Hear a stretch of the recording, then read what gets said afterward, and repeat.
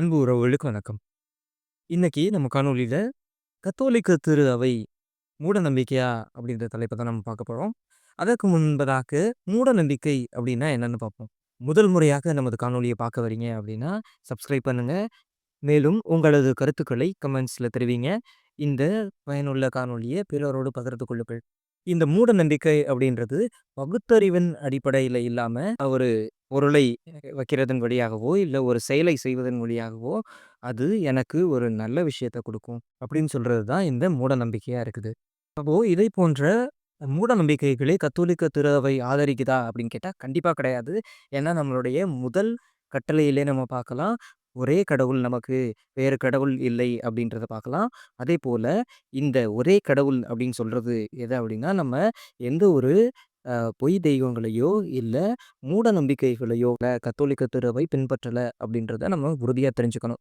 இப்போ கத்தோலிக்க திரு அவையினுடைய கோட்பாடுகள்ல இந்த மூட நம்பிக்கை அப்படின்றது முழுமையாக தவிர்க்கப்பட வேண்டியது அப்படின்றத நமக்கு முதல் கட்டளையிலே தெளிவாகுது. சில கத்தோலிக்க படிப்பினைகள கற்றுக்கொள்ள, ஏற்றுக்கொள்ள விரும்பாத சில கத்தோலிக்கர்கள், அவர்கள் தனது வாழ்க்கையில பல மூடநம்பிக்கைகள பின்பற்றாங்க அப்படின்றது ஒரு வேதனைக்குரிய உண்மையா தான் இருக்குது.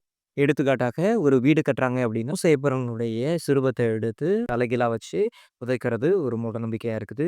மேலும் கிறிஸ்தவர்களே ஒரு திருமணம் செய்யும்பொழுதோ, ஒரு நல்ல காரியம் செய்யும்பொழுது, நல்ல நேரம் எது, கெட்ட நேரம் எது அப்படின்னு நேரத்தை பிரித்து பார்த்து, அதற்கு ஒரு செயல செய்யறதா இருக்கலாம்.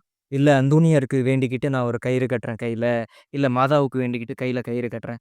ஸோ இதை போன்ற பல தவறான செயல்கள செஞ்சுக்கிட்டு தான் இருக்கிறாங்க. நான் இப்ப சொன்ன எந்த விஷயத்துக்கும், கத்தோலிக்க படிப்பினைக்கும் எந்த ஒரு தொடர்பும் இல்ல அப்படின்றத நம்ம முழுமையாக தெரிஞ்சுக்கணும். லேவியர் அதிகாரம் 19ல கூறுவது போல, கடவுளை தவிர வேறு எந்த ஒரு பாதை வாழ்க்கையை மேம்படுத்தும் அப்படின்னு நம்ம நம்பி, கடவுளை விட்டு விலக செய்தோ, இது எல்லாமே கத்தோலிக்க திருச்சபையில மிகப்பெரிய பாவமாக கருதப்படுகிறது. அப்போ நம்ம கத்தோலிக்க திருச்சபையிலயுமே நெறைய பொருட்கள சாக்ரமெண்டல்ஸ் அப்படின்னு சொல்லக்கூடிய நெறைய பொருட்கள் மூடநம்பிக்கையின் வெளிப்பாடாக நம்ம செய்றதா இருக்குமா? அப்படின்னு ஒரு சந்தேகம் வந்துச்சுன்னா, கண்டிப்பா கிடையாது. ஏன்னா நம்ம திருப்பலியில பயன்படுத்தக்கூடிய பொருட்களா இருக்கலாம், இல்ல தீர்த்தமாக இருக்கலாம். இது எல்லாமே அதனுடைய உள் அர்த்தத்தை கொண்டு பயன்படுத்தப்படுகிறதா இருக்குது. கத்தோலிக்க திரு அவையில ஜெபமாலை சொல்றதா இருக்கலாம், இல்ல பல நமது அ புனிதர்கள் மீது வைத்திருக்கக்கூடிய பற்றாக இருக்கலாம். இது எல்லாம் கடவுளிடம் நம்மளை ஒன்றிணைக்கக்கூடியதாக இருந்துச்சு அப்படின்னா, இது கண்டிப்பா மூடநம்பிக்கை கிடையாது. ஆனா, இது ஒரு நம்மளுடைய பக்தி வந்து ஒரு புனிதரோட நின்றுச்சு. எனக்கு அந்தோனியார் மட்டும் போதும். இல்ல நான் ஒரு ஆலயத்துக்கு வரும்போது, நானு நற்கருணை பிழை வணங்காம, நேரடியா போயிட்டு "அந்தோனியாரே என்னைய பார்த்துக்கங்க.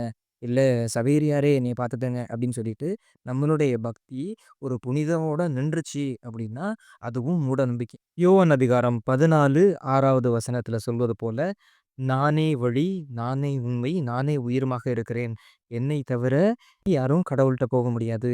அப்படின்ற செய்திய நம்ம பார்க்கலாம். அதே போல தான் நம்மளுடைய நம்பிக்கைகள் கிறிஸ்தவத்துல இருக்கக்கூடிய ஜெபமாலை சொல்ற நம்பிக்கையா இருக்கலாம். இது எல்லாமே நல்ல நம்பிக்கைகள்.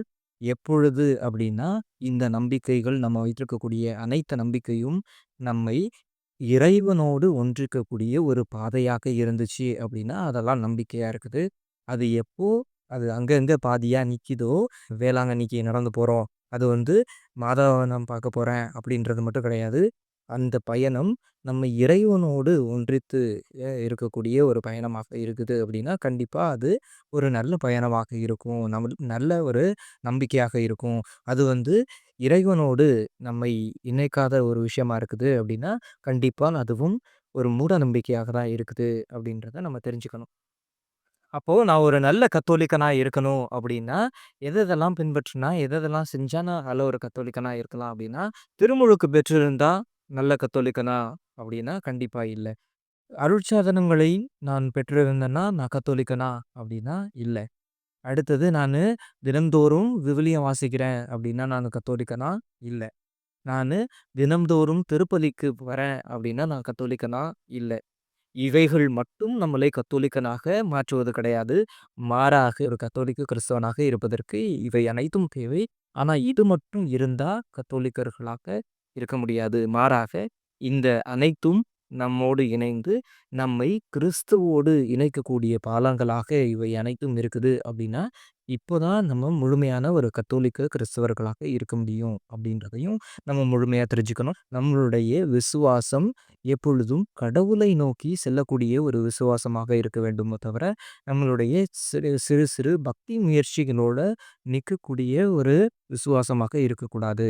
அப்ப நம்மளுடைய விசுவாசம் கடவுளை நோக்கி நம்ம செல்லக்கூடிய ஒரு பாதையாக இருக்கணும். இதுதான் நம்மளுடைய திருச்சபை நமக்கு கத்துக் கொடுக்கக்கூடிய பாடங்களா இருக்குது அப்படின்றத நம்ம தெரிஞ்சுக்கணும். மேலும் ஒரு நல்ல காணொளியோடு அடுத்த வாரம் உங்களை சந்திக்கிறேன். நன்றி.